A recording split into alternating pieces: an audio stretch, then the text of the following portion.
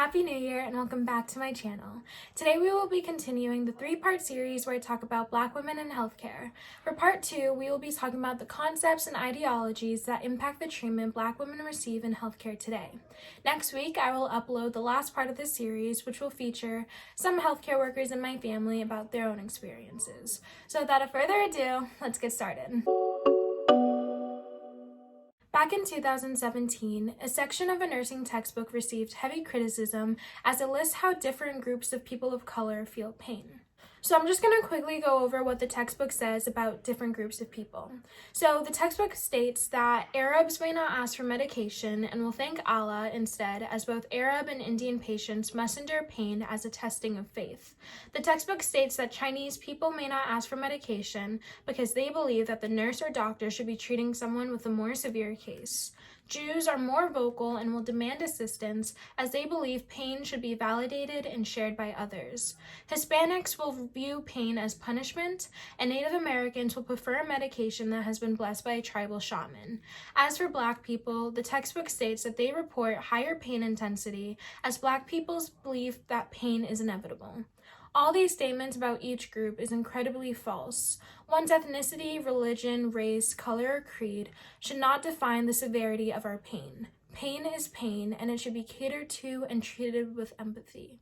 These ideologies did not originate in 2017. These beliefs were taught for centuries. In part 1 of this series, I lightly touched how back in the 1800s, many believed that Black people did not feel pain due to having thicker skin and less sensitive nerve endings. The origin of this pain stigma was a factor of white people believing that they were the race of civilization. Because white supremacists believed that they were further away from a primitive state due to being more civilized, it was believed that white people are more sensitive to extreme conditions, while African Americans are more likely to endure those extreme conditions, as Black people are uncivilized and closer to animals in their evolution.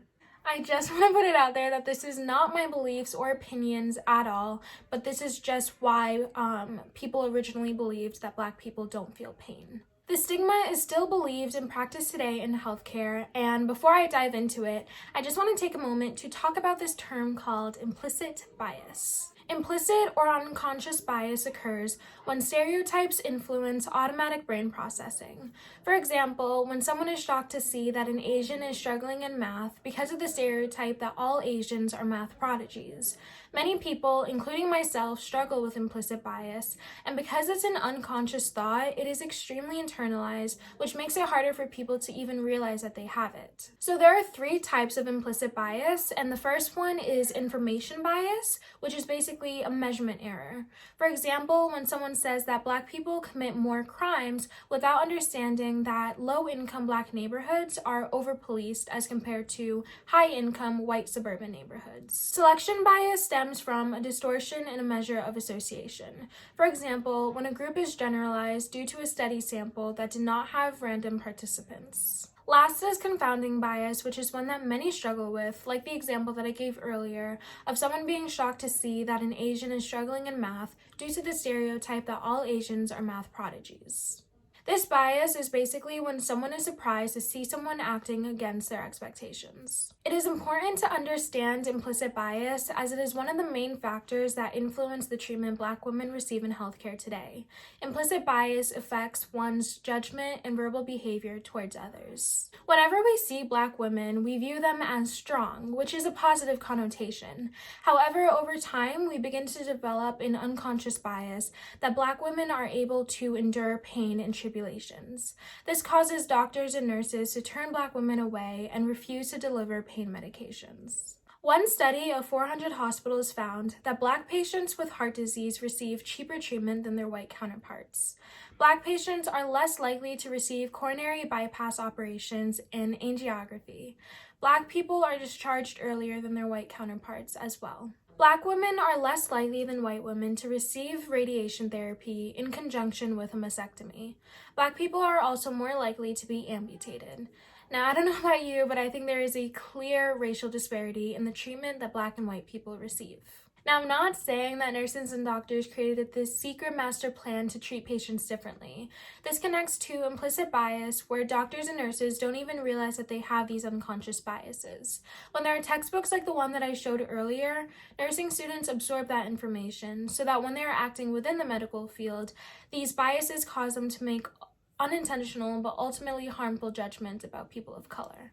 So how does this affect Black women in particular? At that time, I'd only received 2 treatments of the remdesivir. He said, you don't need it. You're not even short of breath. I said, yes, I am. Then he went on to say, you don't qualify. I must have, because I've gotten 2 treatments. And then he further stated, you should just go home right now.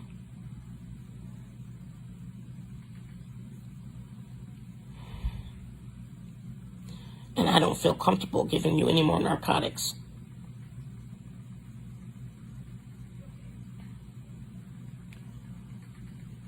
I was in so much pain from my neck. My neck hurt so bad.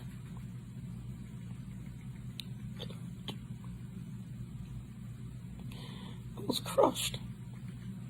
He made me feel like I was a drug addict. And he knew I was a physician. I don't take narcotics. I was hurting. So, spoke to patient advocate who left me wanting. There's not much I can do. So I started asking, send me to another hospital where they can treat me.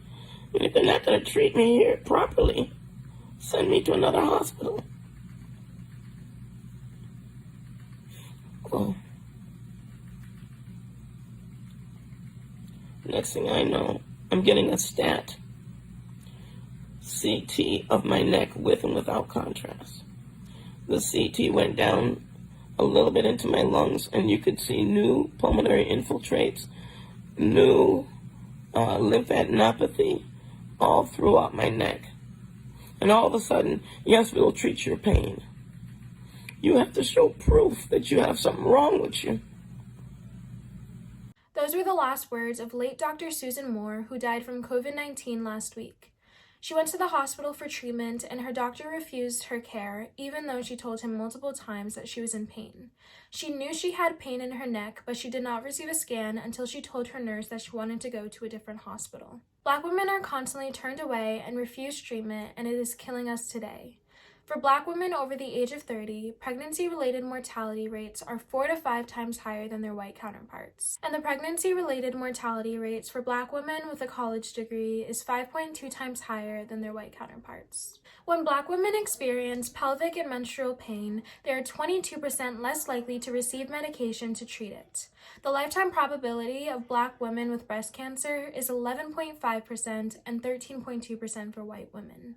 Many Black women, like Serena Williams, have spoken out about racial disparity in treatment. In 2017, when she had her first daughter, Alexis, she delivered through C-section. When Serena felt signs of a pulmonary embolism, which is a blockage in one of your pulmonary arteries in your lungs, her healthcare provider ignored her.